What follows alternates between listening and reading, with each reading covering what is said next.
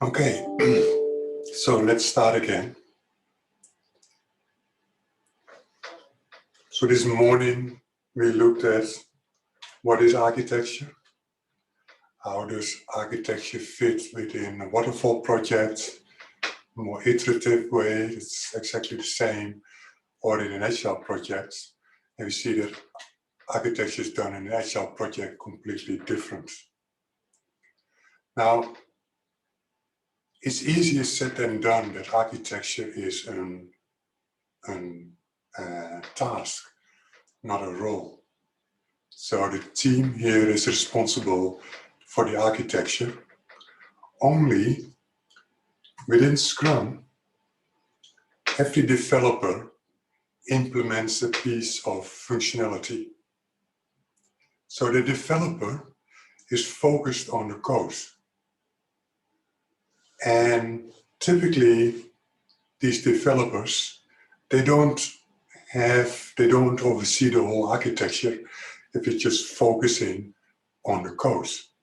So yes, it is true, it is better to do architecture as a team because architecture is already complex enough.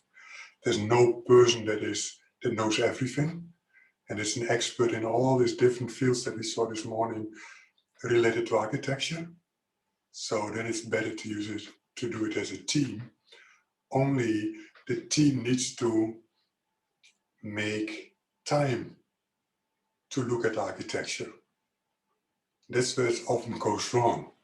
So here, if all the developers focus on the code, who owns the big picture? Who oversees the whole picture of what needs to be done according to architecture? Typically nobody. So what you need in every team is, well, a clear vision and roadmap that we follow according to design and architecture. Identify and mitigate risk. What is the risk for this project? And how can we mitigate it? Communicate the solution to different audiences, different stakeholders. We need technical leadership. Make sure the architecture is consistent. Well, for that you need an architect. Somebody who takes care of these things. So typically, or the best practice in an agile project, some developer has to take on the role of architect. We do architecture still together, but one person takes the lead in making that happen. Whenever there's questions, we go to this one person. This one person talks to the developers to think about ideas, but you do need an architect, at least somebody who takes the responsibility of an architect in your project. That doesn't need to be an architect's role. That still can be a developer, but it's a developer that is also architect. That's important.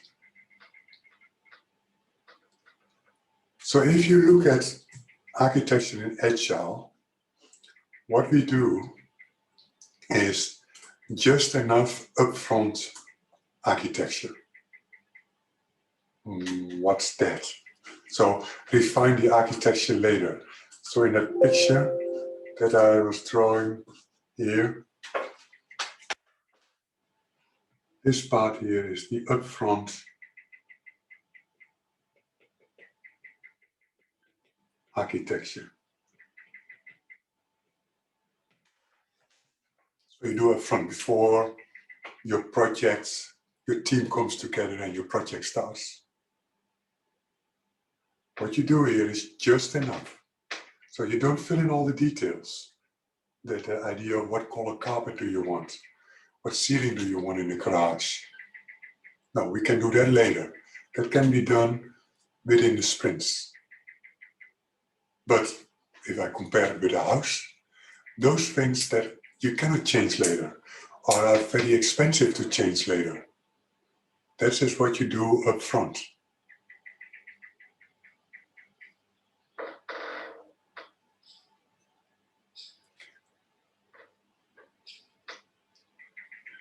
Yeah, so Henok, thank you. I know about the problems with Helen. Yeah, thank you.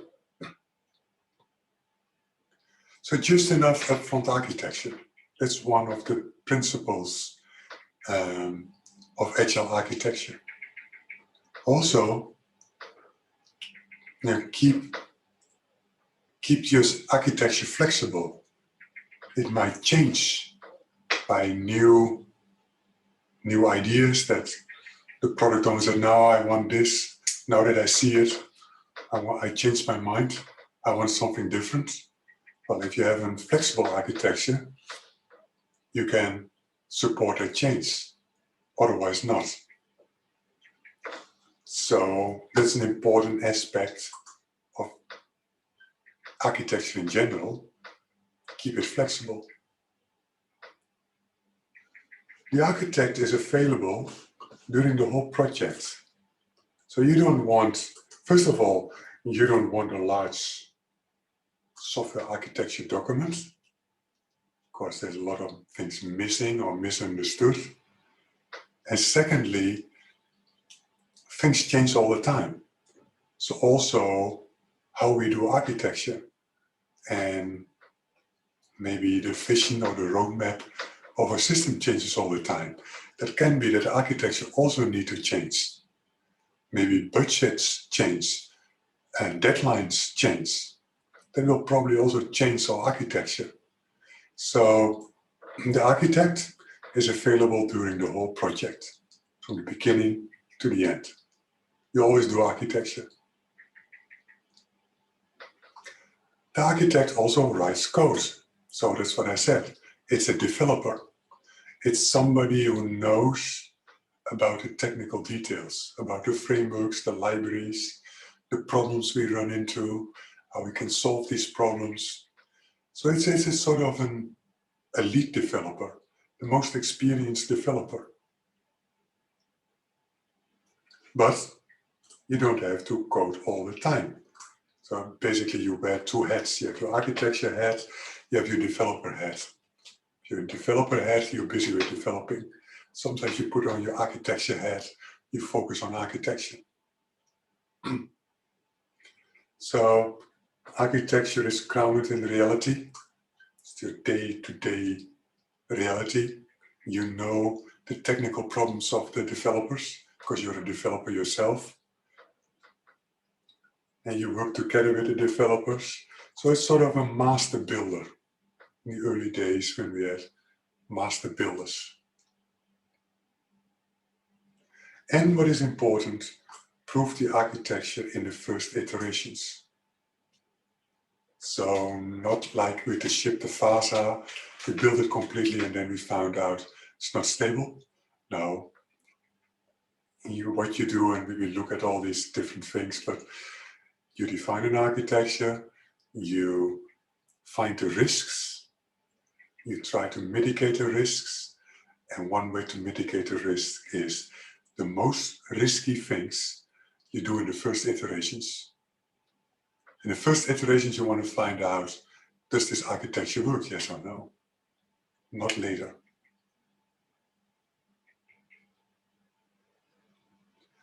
Another reason why we want an architect in our team is very often you work on a system that's a large system that has different modules or components. And your team works on one module or one component, but it has to work together with other modules or components. Maybe you are in the Microsoft Office, in the Microsoft Word team. And there's also a Microsoft Excel team and a PowerPoint team. But they all work together on Microsoft Office, which means that they have to work together on certain aspects. If I do copy-paste in Word, then it should also, if I copy a word, I should be able to paste in PowerPoint or in Excel or whatever. So on an architecture level, we have to sit together and make sure that it all works together. We have to align our, let's say if I am the architect of this first team, meaning I am responsible for all the important stuff in this team. That's my responsibility for the team. But we do have to come together and also align the architectures of all these 4 teams. How do we do that? Well, all these different architects, they come together in what I call an architects group. We do that once a week, twice a week, whatever is needed, whatever is necessary, to discuss architecture decisions and problems, etc., that we all share, where we have an overlap. In a similar way as the Scrum Masters often come together to discuss, hey, we all have the same organization problem, let's try to solve it at a higher level. Or the product owners, they look at, okay, they are more for the business. We have this business problem or this business challenge, or there's a new functionality, which team should implement that. That's what the product owners do, and priority and those kind of things. So we have a sort of architect group that discusses architecture decisions at a higher level, not at a project level, but over different projects. And then the best practice in Agile in general, let the people, I always translated the people with the feet in the mud, let them make the decisions, not the manager.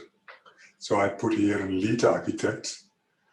The lead architect is just to oversee at the architecture level what's happening, what are the problems, do we solve it, etc. That's not the person who should make decisions. Why? Because that's not the person who sits in the projects. That's not the person who gets the feedback, who sees the daily problems we face. And the people who see the daily problems, deal with the daily problems we face, those are the people who should make decisions.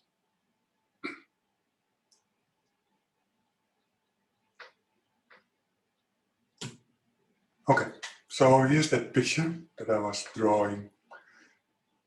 Here is all my sprints here. This is one sprint, this is another sprint. And sprint by sprint, I build functionality. So if I compare this with building a house, first we have requirements for a house. Who needs to live there, what is the cost, etc. Then, as an architect, I make what I call just enough upfront design.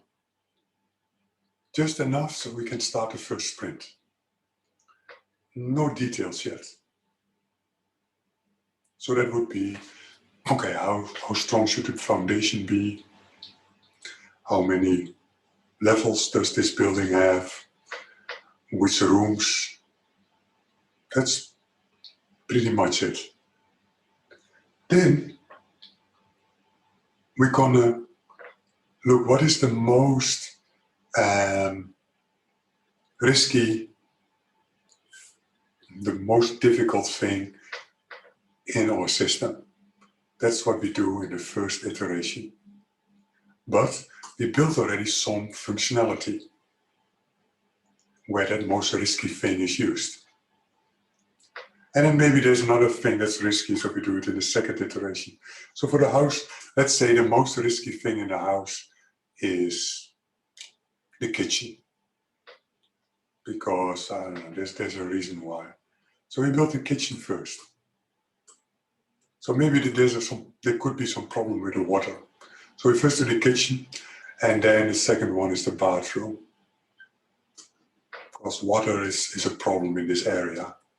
So we put in the kitchen We put all the dishwasher on and we let the water flow and see if it's all working with the water power. Yeah, it's working good. Then we do the bathroom, and then we put all the water on, and then the shower on, and the dishwasher, and see if it's still we have enough water. No, here's a problem. Okay, let's fix that first. But all the details of the kitchen, of the bathroom, we fill in while we are in the sprints. Typically, the architect is already preparing for the next sprint, because I know here, let's say we are now in a sprint, and then on Monday, 2 weeks from now, I know we're going to do the bathroom. So I prepare already as an architect. So I'm busy with the kitchen, and I get questions and I find solutions. But in my mind, I'm already thinking about bathroom. That's in 2 weeks. So in the coming 2 weeks, I prepare already for all kind of architecture decisions that I have to make for the bathroom. That's the idea of just enough upfront design. Not all the details yet. They will typically change anyway. Now, how do I get to this just enough upfront design? Is risk the main factor of which sprints to start with? Well, the first few sprints is risk. Later on is the product owner that decides. The product owner decides what is the most important thing for the business. Maybe where we make the most money, or where we want to get feedback from users, or whatever. So the first few sprints is the architecture decides what we're going to do. If we mitigate all risks, then it's the product owner in the business that decides what we do in the different sprints.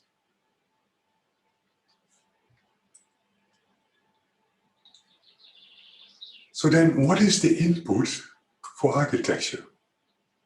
Where do I base my architecture on? Well, first, the functional requirements. What should this system functionally do? So I have a banking system. Functionally, I should be able to log on, view my account balance, view the transactions, transfer money. If I have a web shop, I should be able to browse products, search products, place products in a shopping cart, place an order, pay for the order. That's functional. Use cases, user stories are typically used here. So that's the first thing that the architect needs to know. What does this system do? Then we have architecture constraints. Constraints from the business or the enterprise architecture. So that could be in enterprise architecture, you say, we do everything in a .NET or with Java or with Python. We always use an Oracle database. That could be an enterprise architecture. Everything is an Oracle database. Why? Because our whole maintenance group knows Oracle. And we pay every year for Oracle licenses. Or we get them for free or whatever. But there are reasons to choose Oracle. So all maintenance engineers know Java. So you need a good reason to design a system that does not use Java. Because then all these maintenance engineers have to go on training. All applications have to talk to the Oracle Enterprise Service Bus. So this could be constraints from enterprise architecture. Then budget. What's the budget we have? How much can we allow to spend? Do we have deadlines? Maybe yes. Needs to be done in 8 months because there's a new law that comes. And you need to be ready at 8 months. So again, we come back to a trade-off. It's always a trade-off. So maybe from a technical perspective, it's better to use, let's say something, Spring Boot, React Spring Boot. That's from a technical perspective. I have my reasons to do that. But nobody in the project knows Spring Boot yet, and they are all Java EE developers, so they have to be trained. And some know Angular, but they don't know React. So then it might be, okay, deadline, so it's a trade-off, so it's trading off everything, but we have a strict deadline. In 4 months it needs to be done. Okay, then maybe not React, but use Angular then. Or not Spring Boot, but we use something else. That's the trade-off you always have to make.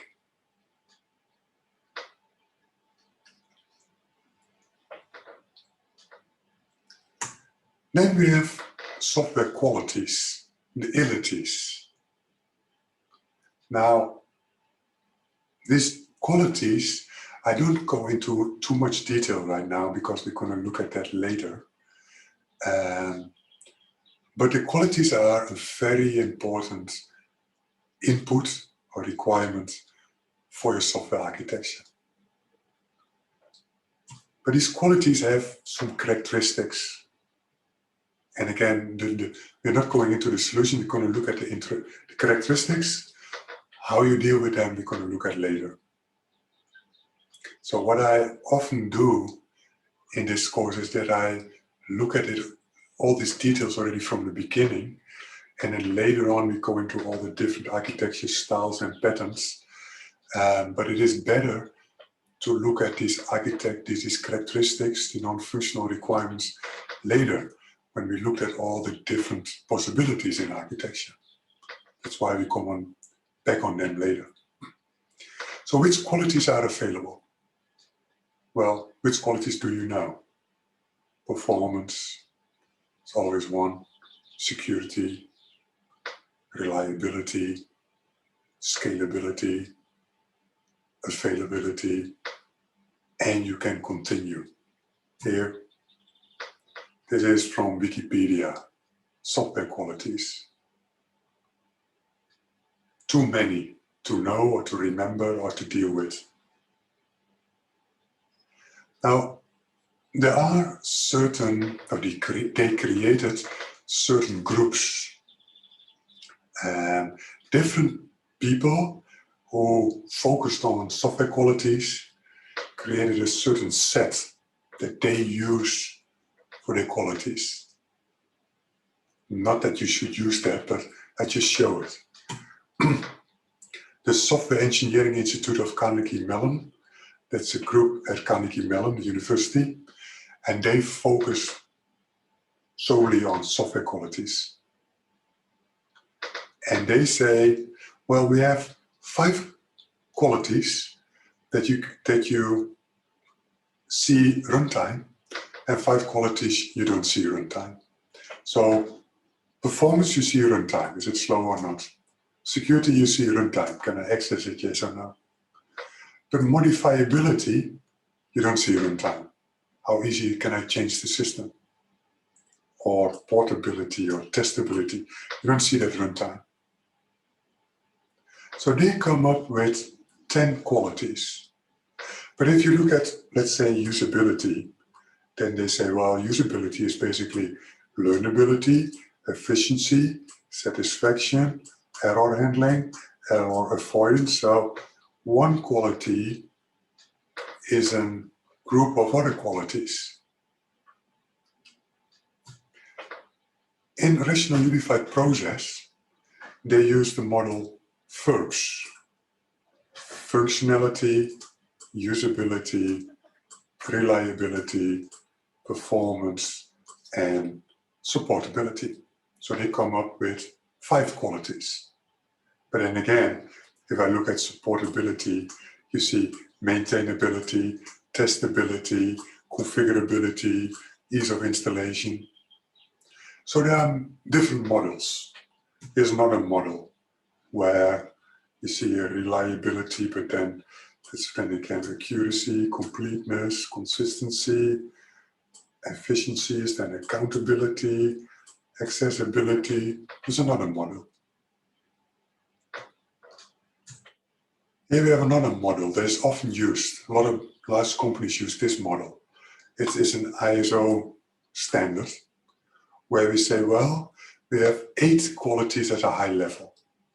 For example, portability, maintainability. But all these 8 qualities are made up of sub-qualities. So maintainability, how easy is it to maintain this system? Well, it depends on how modular is this system built?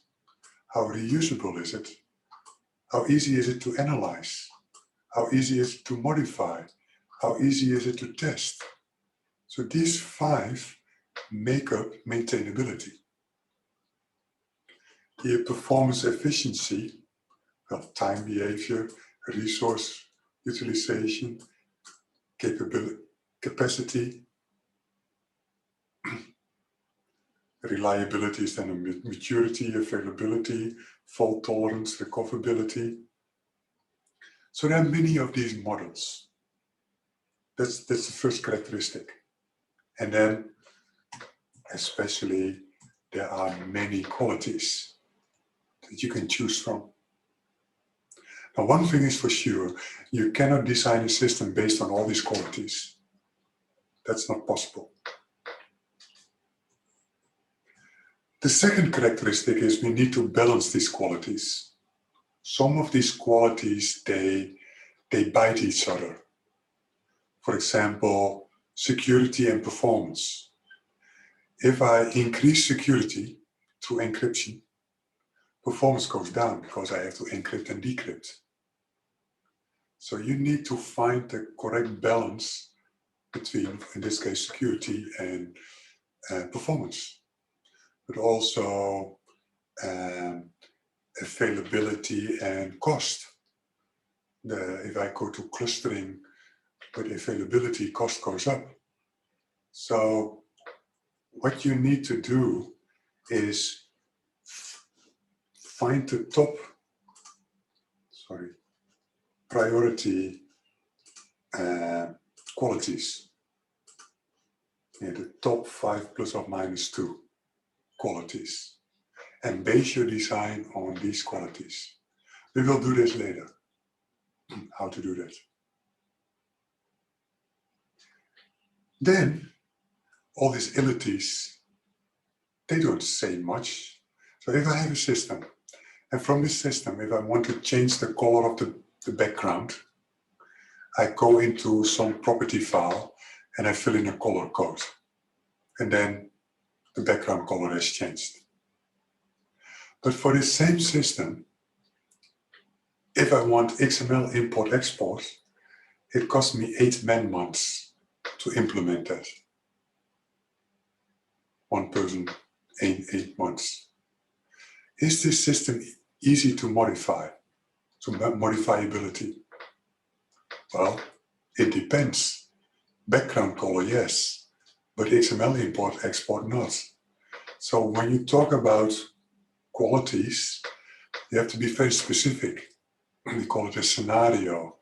And try to make it measurable. It's not always possible, but here the system should be able to scale to 1,000 concurrent users. You don't say it needs to be scalable, because that doesn't say anything. Here performance, performance. The user action should give a response within 3 seconds, or 80% of all actions within 3 seconds, the remaining 20% within 5 seconds. System should be available 24/7. So you make scenarios out of them. And the last characteristic, who defines the non-functional requirements, the qualities? That's the stakeholders. What's the problem? The stakeholders often are not aware of what qualities there are, what the cost is, If I make something very secure, what is the impact of it? So that's the task of the architect. The architect needs to take care that he or she gets the correct non-functional requirements. Now, stakeholders should define it. Here's a list of stakeholders for a project. Now, if you go to one stakeholder and ask, what do you think should be the most important non-functional requirements for this system? Then it depends to which stakeholder you go, what answer you get.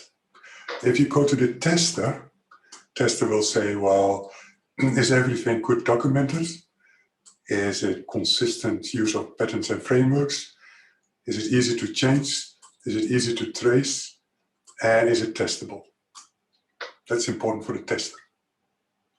If I go to the security architects, well, he or she will say, security, that's the main important thing. The customer will say, well, what does it cost? What do I get? Is it on time? Is it stable? Is it maintainable? So you cannot go to one stakeholder and ask about the non-functional requirements. You have to go to a number of stakeholders. So again, we will look at that, all the details later. But this is important. This is an important aspect which decides your trade-offs. You say it depends. What does it depend on? The functional requirements, the non-functional requirements, the constraints, the qualities, and the principles. And patterns and styles. So what are the principles? I call them architecture principles. You can call them also design principles. These principles are always valid. So whenever is a product owner not a stakeholder? Yes, product owner is in the project, yeah. But that would be the requirements analyst in my list.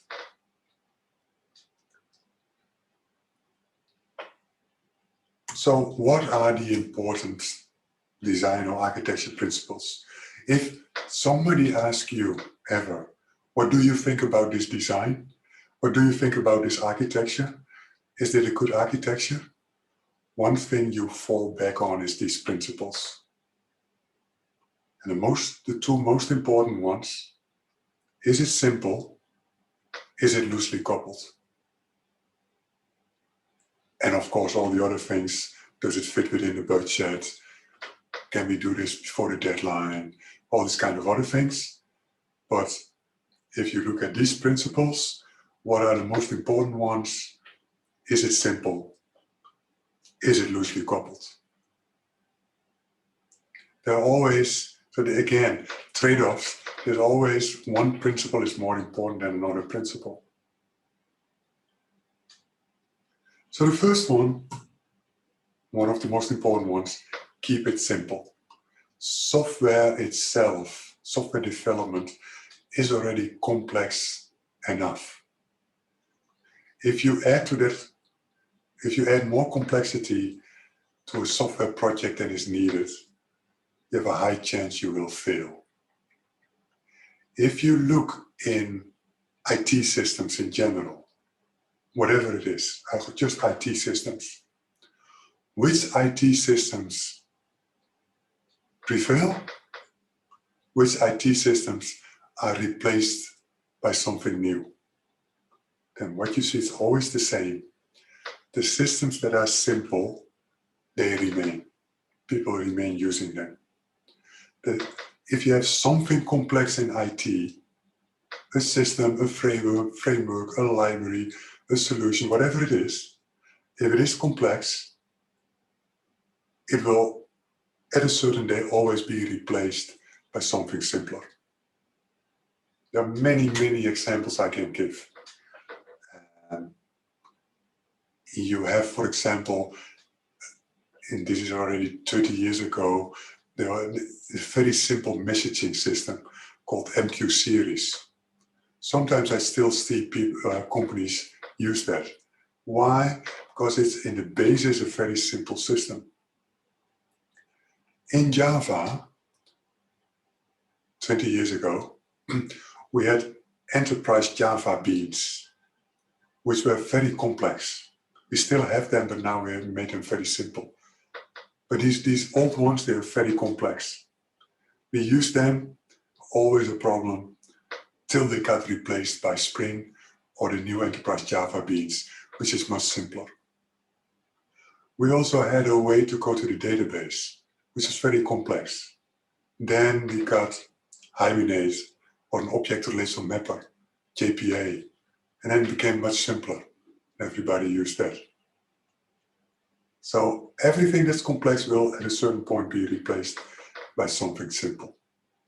I have seen a project where the architects introduced a number of complexities, and after 2 years this whole project was cancelled. Too complex. So always make it as simple as possible. But that does not mean, so I think Einstein once said it, it should be simple, but how did he say it? But not simpler as is needed. Something like that.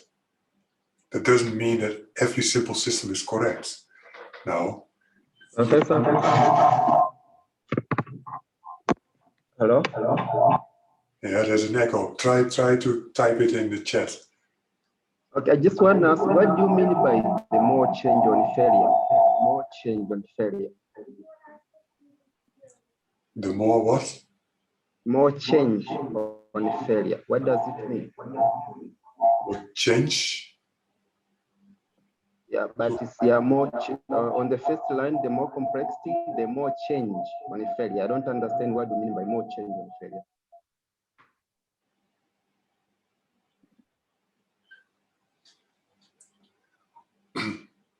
I look at the slide. I don't see anything about change. Which slide are you talking about? The slide we are looking on, the first line, the more complexity, the more change on failure.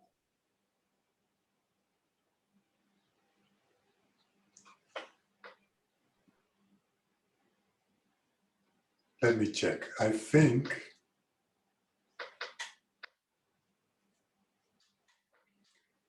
you're looking at the wrong. Did I share the correct screen? Let me check.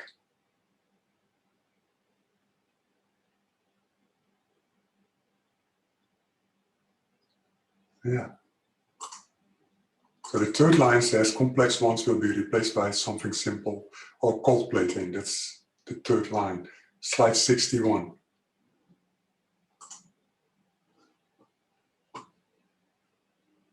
I think you mean the first line. Oh, there. Okay, thank you. The more complexity, the more change on failure. It should be with, that's a typo. It should be a C. Okay, now I understand. It should be, I can do it like this. It should be a C. Change of failure. And everything that's complex, you make failures. It's very easy to make failure. So this is an important one, simplicity. So I heard already from a lot of people who wanted to take this course that they say, we want to learn about microservices. Well, microservices is complex. Even though a lot of companies do it, it's not easy. A distributed system is pretty complex. But why do these companies do it then, if it is so complex? Well, that's again, it's a trade-off. They pay the complexity, pay for the complexity because they need the other advantages. And we'll look at all the details what these advantages are. But Keep it simple is always good. Cold plating is technical people always want to make everything nicer than is needed. If you ask a developer, can you make for me a propeller plane? There's a chance he or she comes back with a starfighter. They're called cold plating. More complex than is needed. Because that's a technical challenge. That's why you chose this job or did this area, computer science. You like to be challenged. Now, why do I have these pictures? Everybody knows the picture on the left here. That's the concert building in Sydney, world famous. Why did I put it here? This building was 27 times more expensive than the original budget that the architect has. So this is an example of cold plating. The architect designed something very nice. Probably nowadays everybody's happy with it, but it was 27 times more expensive than what the city had as budget.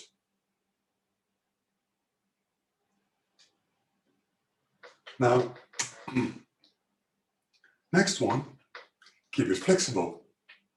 We want to accommodate change. But if you make something flexible, often you have to add a certain level of complexity. You have to do something else or extra that makes it flexible. That's another level of complexity. So here you see the trade-off that you always have to make.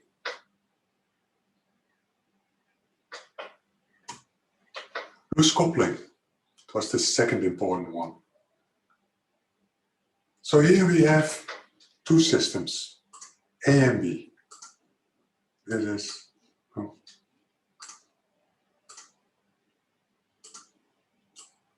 A wants to talk to B. If I want loose coupling between A and B, I have to cut a wire. Then they have loose coupling.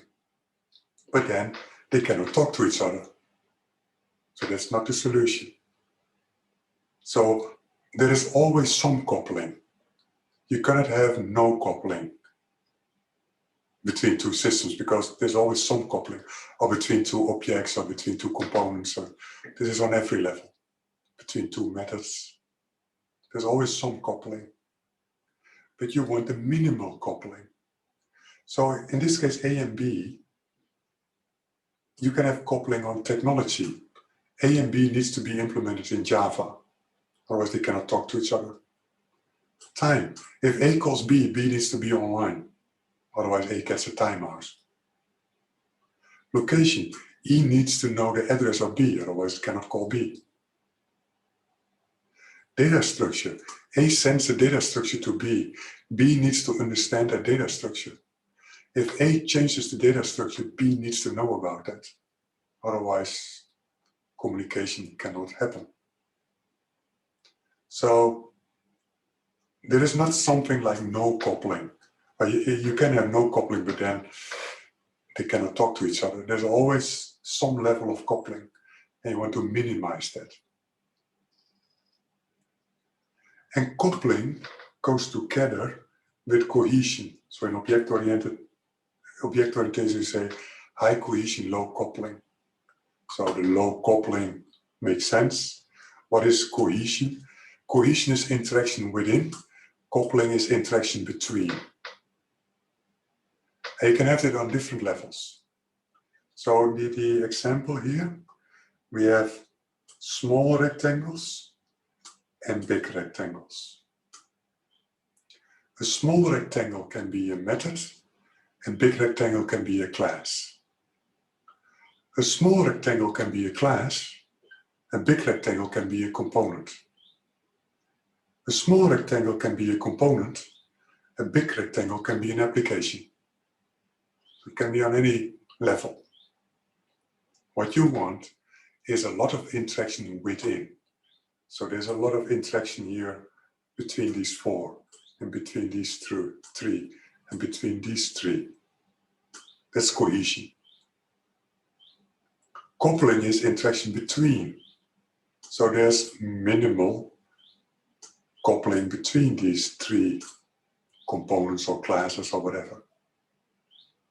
Here, there's a lot of interaction between and hardly interaction within. So the way to solve that is that, let's say this is a class that should go to this component here, and this one should go here. Then we have high cohesion, low coupling. So coupling always goes together with cohesion. Basically, what you say here is everything that belongs together, put it together. Methods that work on the same attributes, put it together in the same class. Classes that work together, put it in the same component.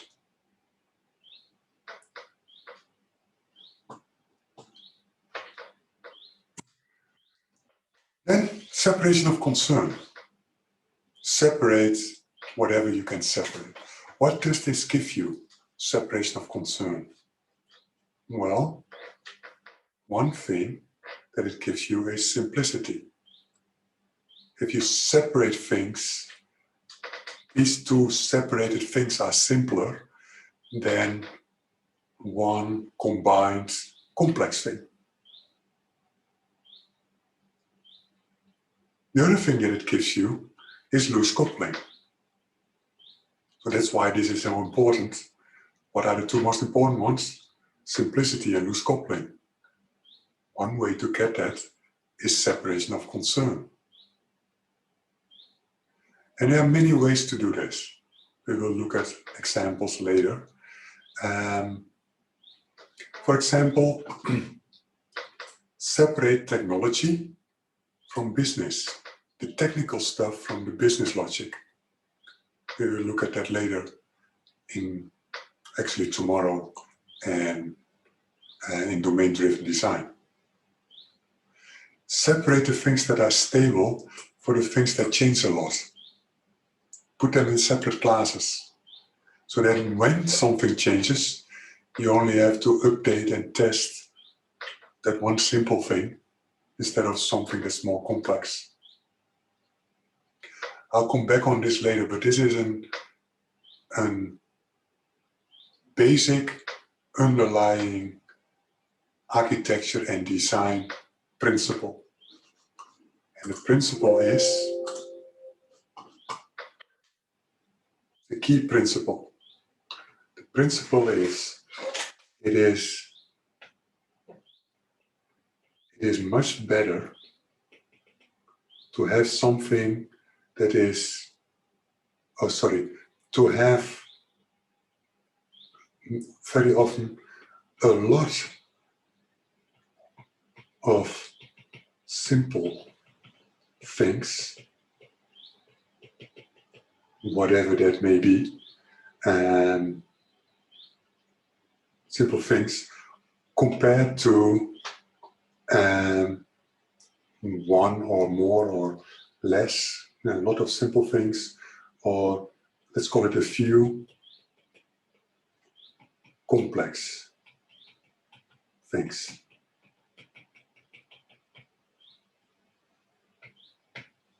It's an important principle. If you have something that's simple, it doesn't matter how much you have. If something is complex, well, first of all, you don't want complexity. And here it's just a few complex things. I will come back on this for a number of times, but this is the underlying principle. So where do we see this? Object orientation. You could, well, we see it just in plain programming, not even object orientation. It's much better to have 20 simple methods than 3 complex methods. It's much better to have 20 simple classes than 3 complex classes. We see this everywhere.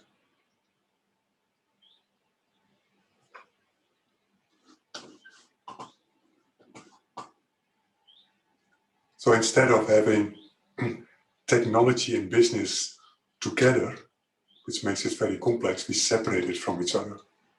We have then more parts, but that's okay because they are simpler.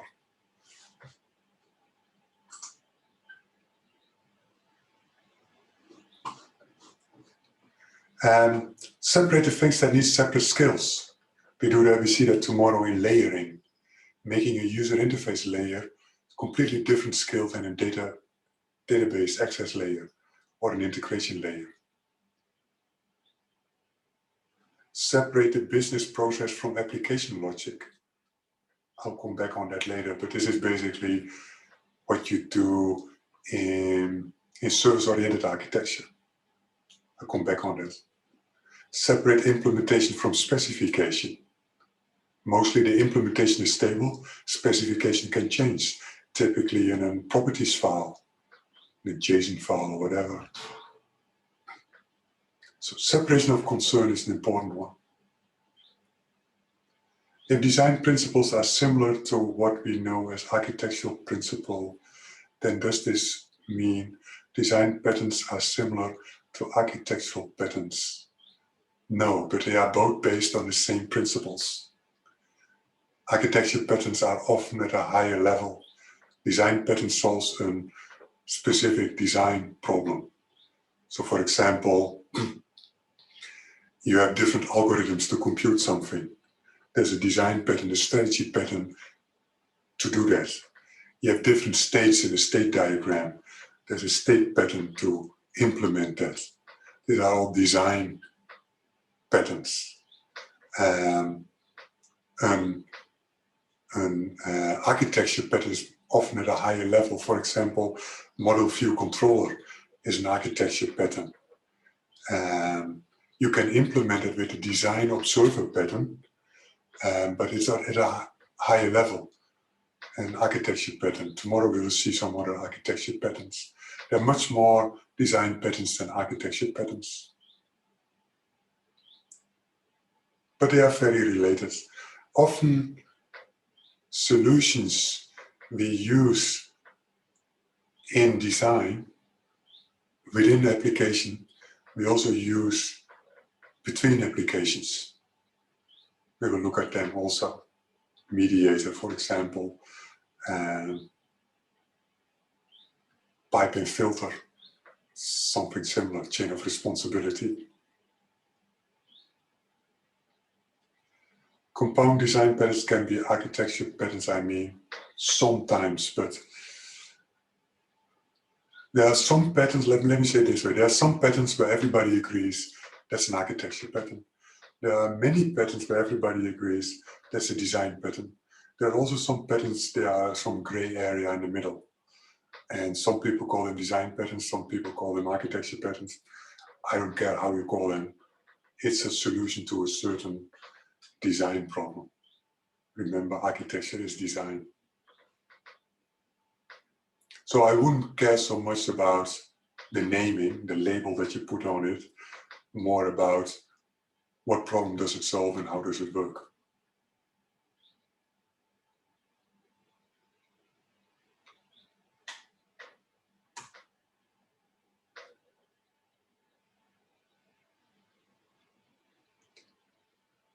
Just a minute, I have to turn on a light here, it's getting darker here.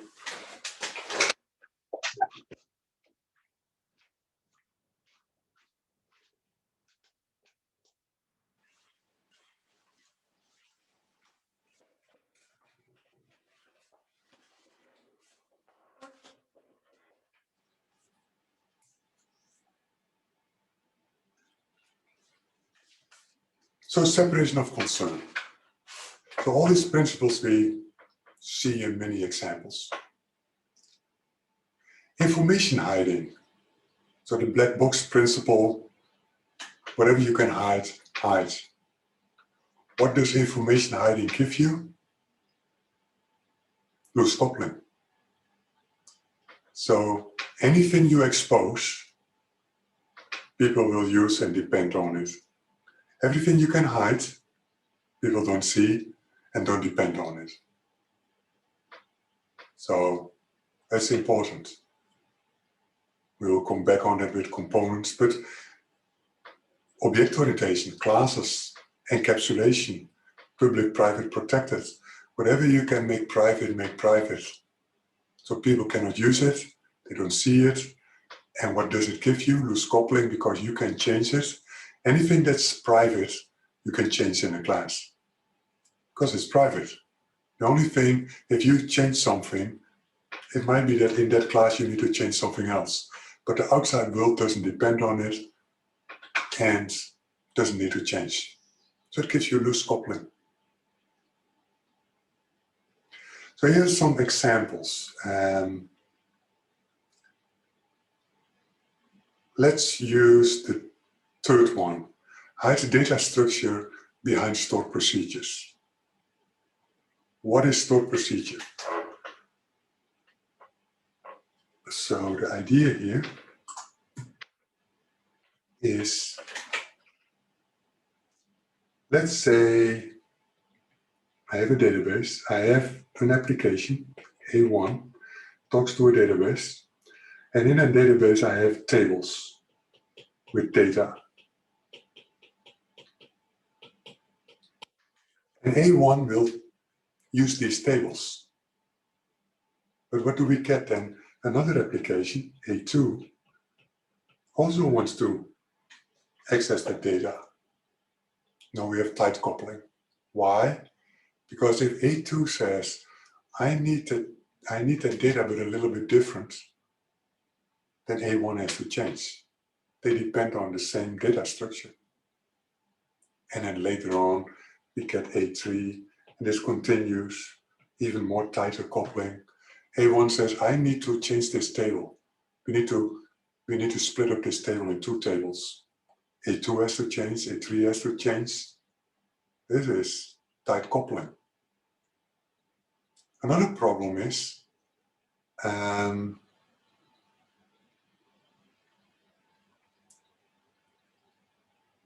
who guarantees that all these applications and all the different projects, that the data never gets corrupt or we lose data? Say A3 is suddenly deleting data that A1 depends on. Then we have a big problem. The database administrator said, no, I can't help it what these developers do at these different projects. They just access the database. I cannot guarantee that they just remove data that is not allowed to be removed. So a solution, there's also a general solution that you often see in design and architecture. If two parties have a problem, you solve it by putting another party in the middle. So what do we do in the middle? So these A1 to A3 have a problem with the database. So what do? We put a layer in between called stored procedures.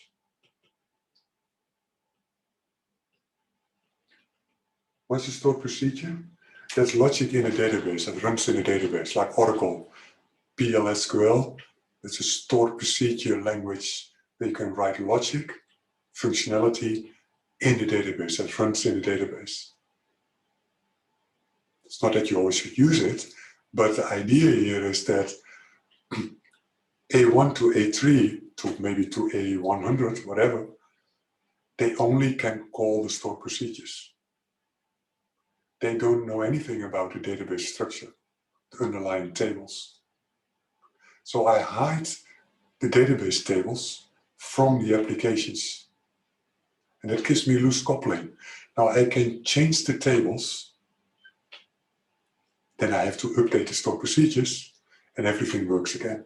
I don't have to change the applications because I hide that data structure. That's the idea here. There are many, many examples. Let's look at another example. It looks a little bit similar, but it's really different. Let's say I have an application, and an application typically has layers.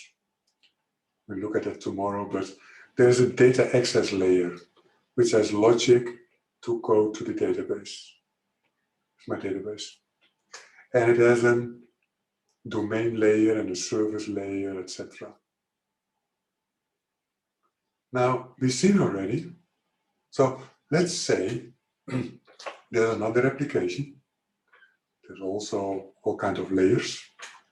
And it needs data from application A. So what is typically the most simple, fastest, cheapest solution? This. But we've seen, well, here we get coupling. Another problem you run into is that the database contains raw data, plain data. The applications do logic on that data. So there is business logic that I do on the data, whatever it is.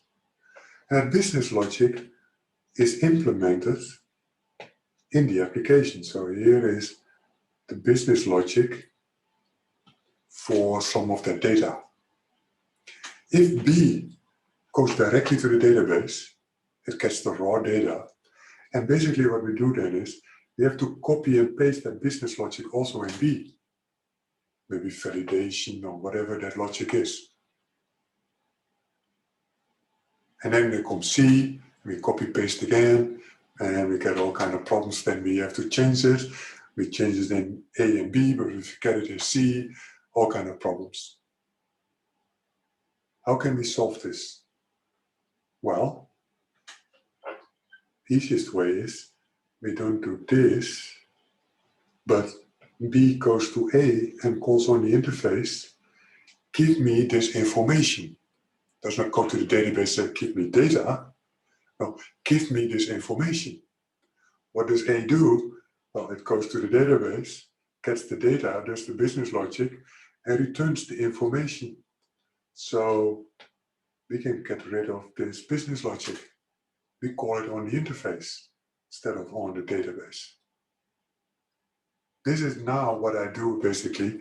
I hide the database or the whole application behind the interface.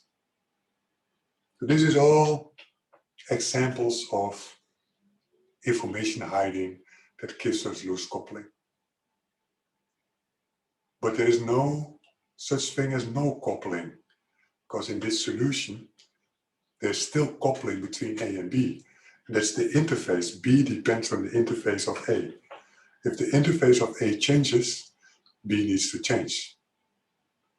But if the database of A changes, B doesn't need to change. If the whole implementation of A changes, but the interface remains the same, B doesn't need to change. That's the idea of information hiding, loose coupling.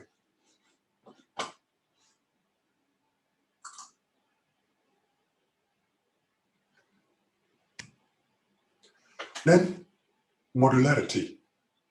Instead of one big spaghetti system, we make a system that's built up of smaller modules that are independent from each other. So like here, a computer system is built up all kind of different components. And these components help me. So here you see again, the same principle. What I have now, instead of one big complex thing, I have a lot of smaller, simpler things. Easier to understand the simpler things. They're independent. I hide as much as possible. They are reusable, like in a computer I can reuse my hard drive or the motherboard or whatever, memory. It gives me more flexibility to replace one component with another. It's easier to find bugs. If my monitor doesn't work, I'm not going to open the mouse and see what's wrong. No, it's either the video card or the cable or the monitor. Actually, everything that's complex is built up of modules, like a car. A car is built up of modules. And that makes that you can assemble them on an assembly line. That these 3 types of cars share the same battery, those kind of things. When there's something wrong in the car, then if the battery is the problem, you can just take out the old battery, the new battery, and everything works again. Why? Because it's encapsulated, all the details are hidden within the battery, and we can sort of plug and play modularity.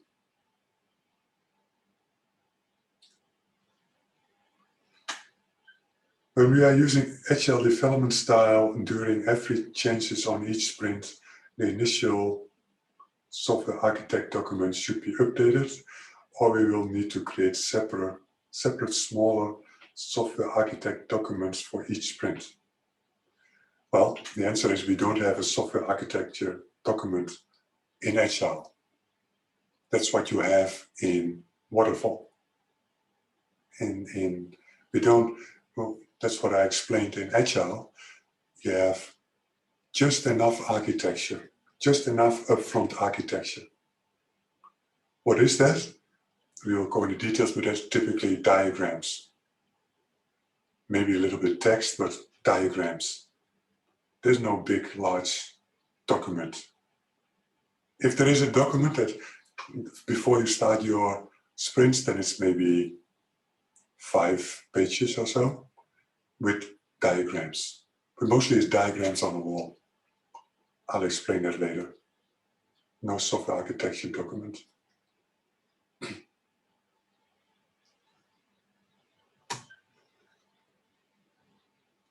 And then the last principle is the open-close principle. What does it mean? Your design, your architecture should be open for extension but closed for change. What does that mean? What you always try, if you need to change something, change new functionality or change functionality, you add new stuff instead of changing existing, working, tested code. What you want to do, let's say you have, let's keep the scope very simple. You wrote an application in Java with classes. It's a Spring Boot application. And there needs to be a change in the functionality. What you try to do is write new classes. And then configure it in such a way that your old application uses your new classes. So you don't want, or you try to avoid that you're going to change existing, working, tested classes. Because then you are in the details, in the complexity. If you write it all new from scratch, and then you just add it, typically you have to make some small changes so that now your new code is used instead of the old code. But this is what is meant with the open-close principle.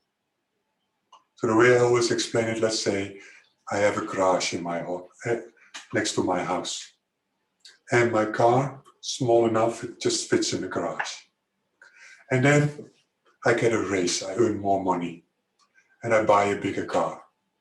But a bigger car doesn't fit in my garage. So according to the open-close principle, and again, it doesn't fit for the garage, but just to make it clear, I'm not going to demolish my old garage. What I'm going to do, I leave it as it is, and I build a new garage next to my old one and change the pathway so that it goes to my new garage, which is wider, and my new car fits in there. That's the open-close principle. I'm not going to change or demolish or whatever my old code. Can just stay there. This is also related to stop digging. That's a pattern. What does stop digging mean? Stop trying to change a complex application. We come again back in complexity. what happens in software development, you start simple, but over time, scope becomes bigger and bigger and things become complex. Your structure, your quality becomes brittle, it breaks down. Why? Because people just do copy paste and change things, and basically they glue things to your application because it's fast and simple. They don't refactor, they don't have time for that, and over time your system is a nightmare. In those cases, you should never try to change that application.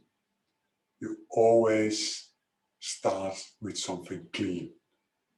Stop digging means stop digging in this mud, because things even get worse. You start clean. You want a clean, nice design, architecture, code base, etc.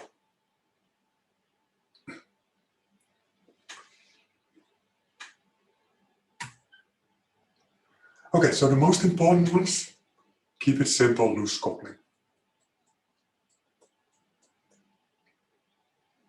So here, these principles you can always fall back on.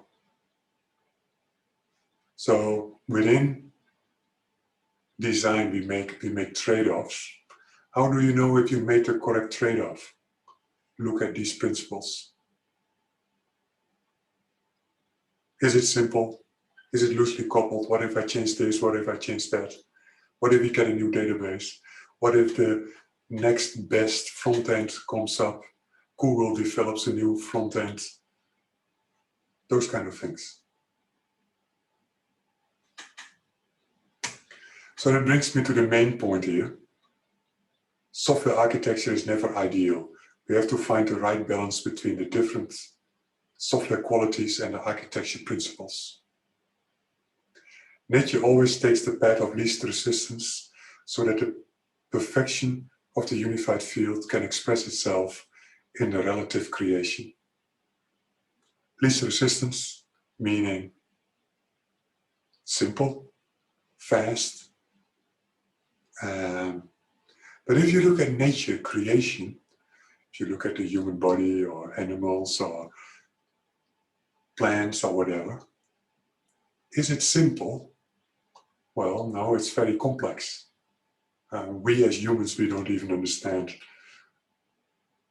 more than, I don't know, somewhere I've read more than 20% of our whole human, the physical body. We don't understand more than 20%. If we understand 20%. So it's very, very complex. But the principles that are used within nature are always least resistance,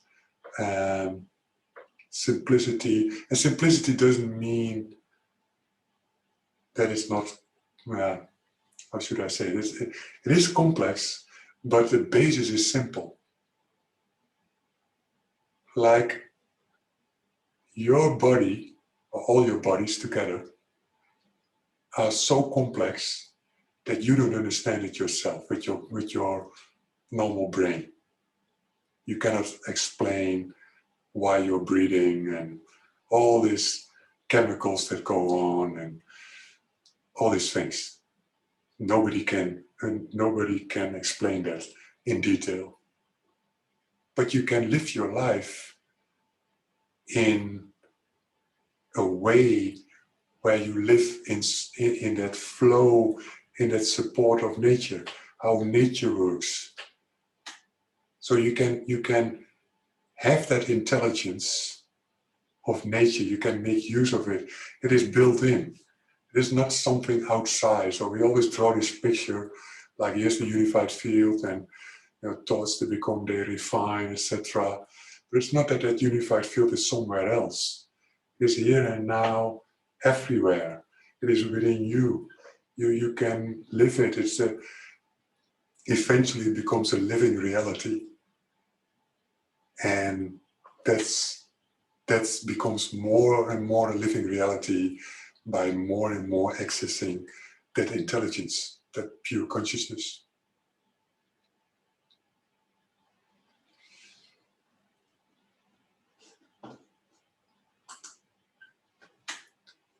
Now, we've seen now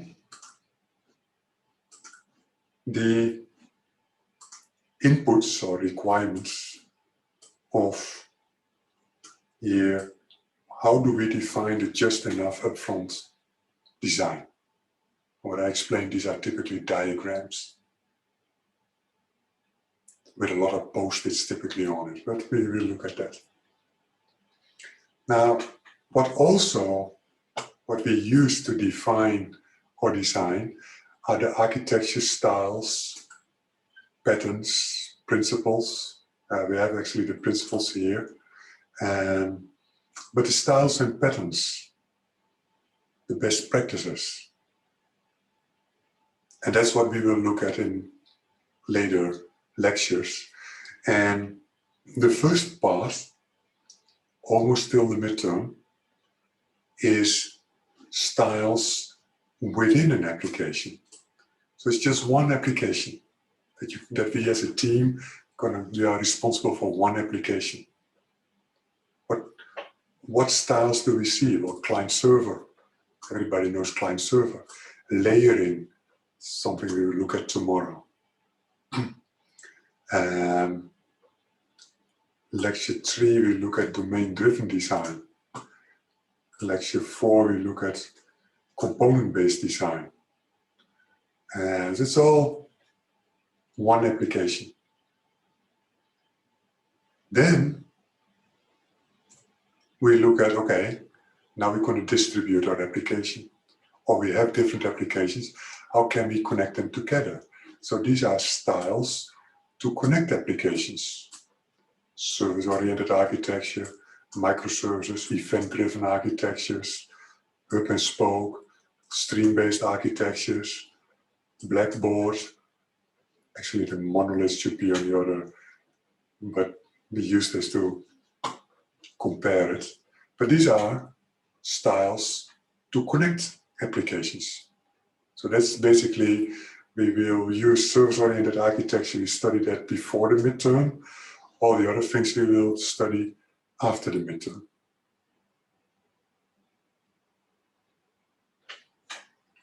Okay, so summary. What is software architecture? The important stuff, whatever that might be. That's the best definition. So it's you cannot come up with a definition that is always valid for software architecture. That makes it also complex. Agile architecture, what are the principles? So we looked at them just enough. Upfront architecture, refined architecture later. Keep it flexible. You do it during the whole project. As an architect, you're also a developer. Prove the architecture in the first iterations. And then here the different aspects that define that just enough upfront design. And then you refine the architecture within the sprints. So we looked at 3, but for now, 2 key architecture principles. First one, software architecture is always about making trade-offs. That's the work that you do as an architect. Every advantage has a disadvantage. Most of the time people look at the advantages without looking at the disadvantages. Agile, working agile, everybody does it, has advantages but also disadvantages. I see a lot of projects that they don't handle the disadvantages. And then often it goes wrong. There's no silver bullet. And where does this term come from? Silver bullet. There has been a document written in the 70s, 78, which where the author tried to find out in that document, is software architecture, is software development by nature complex, or do we do it wrong?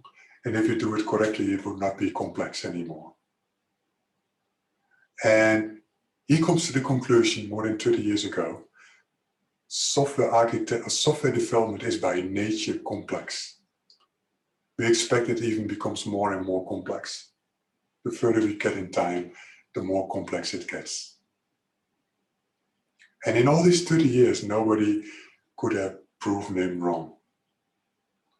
And in this article, he compares software development like in the beginning, you start your project, everything goes well, but then suddenly, in the middle of the night, by full moon, without you didn't expect, your project becomes a werewolf. Full moon, you get a werewolf. So your project becomes a monster. People don't understand each other, too many bugs, you go over time, etc.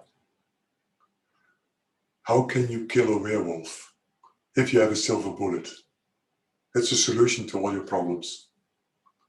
Well, in this article and in all the years later, we came to the conclusion, in software development, there is no silver bullet. There is no tool, architecture, methodology, language, framework, platform that solves all your problems. It's just not there. So microservices doesn't solve all your problems. It might give you more problems than if you just have one application. So that's an important thing. There is in software architecture, no silver bullet that solves all your problems. That's why we get back to trade-offs. The architecture is never ideal. You cannot read this in a book. Some people think that they can learn architecture, software architecture from a book. Well, you can learn the principles and the patterns and the best practices like we are going to do in this course. But then when you are practicing architecture in a real project, it's again that you fall back on trade-offs. You cannot go back, what did René say in this situation? Or what does this book say when I have this situation? Because typically that situation is not in the book or in the course or whatever. This is why architects are highly paid people, because it's so difficult. You cannot learn it from a book. It's making these trade-offs based on principles, patterns, etc. So the answer of a software architect is always, it depends. That's what they always say. Where does it depend on? Well, that's what we're going to learn. There's always, it depends. There's no one architecture that's the best architecture in every situation. Simply not true. Even though microservices is very popular these days, many projects apply microservices when it is not the correct architecture that they should use. So is Agile a methodology or an architecture? Does this mean architecture and methodology are the same? No, Agile is a methodology. It's a way to develop software. That's Agile. Well, actually you should say Agile is a set of principles. Scrum and DevOps is a real methodology, an Agile methodology. It's the way we build software, and architecture is just one small part of it. So testing is a part of it. How do we deal with requirements? How do we do design? How do we implement it? That's all part of the methodology. What are the roles? Who does what at what time?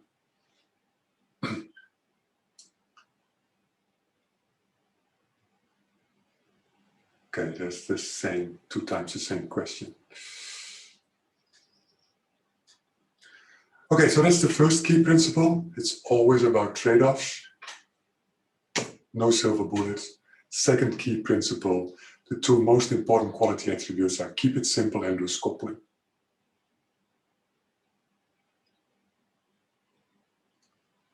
So later on, I come back on that key principle of it is better to have a lot of simple things instead of a few complex things. That's also one of these key principles.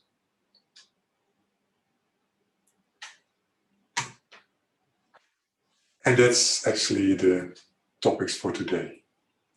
So connecting the parts of knowledge with the wholeness of knowledge, software architecture defines all important aspects of a system.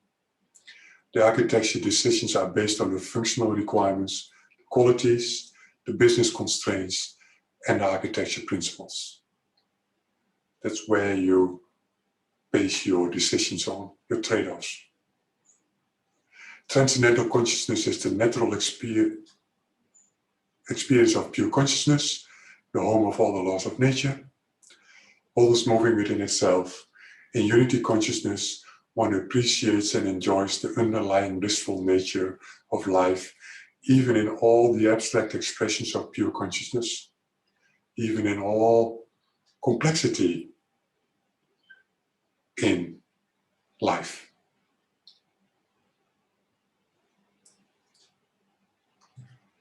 Okay, so are there any questions?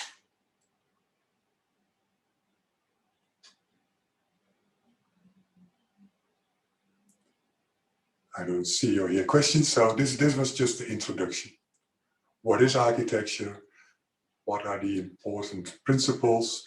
How does agile architecture differ from waterfall architecture, where we have an architect? Now, one more remark about this is that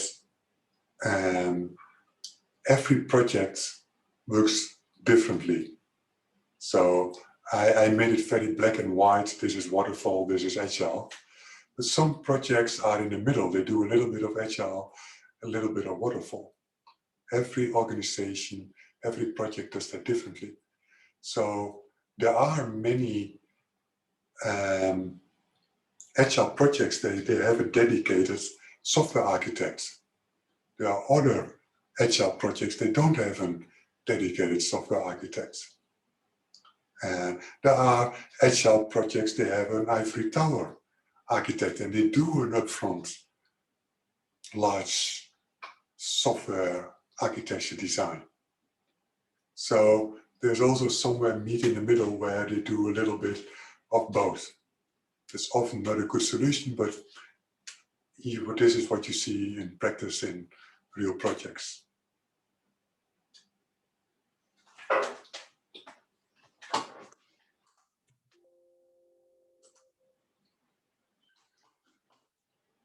So before we end with the meditation,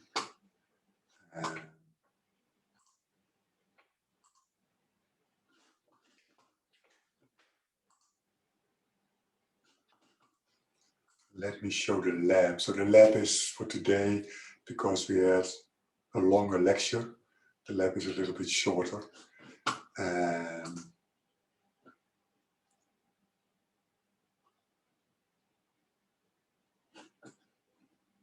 So in the assignments, you find the labs. And in lab 1,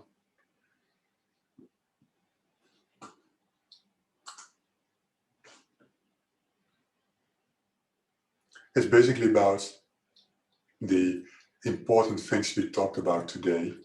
There's an article here from Martin Fowler, Who Needs an Architect? So what is architecture, why do we need architecture, etc. And there's also a very short video, 15 minutes or 14 minutes, where he explains basically what he means by that. And then there's a small essay explain clearly why software architecture is important. And then what's the difference between software architecture and software design? And we talked already about that. It explains what makes software architecture so difficult. So you just write it in Word or something, you make a PDF of it, you submit it, and what I always ask for every lab, you write a readme.txt where you write this with your name underneath it, that you understand you cannot share copies and you cannot submit a copy from somebody else. So today is a simple lab. Tomorrow we will start programming.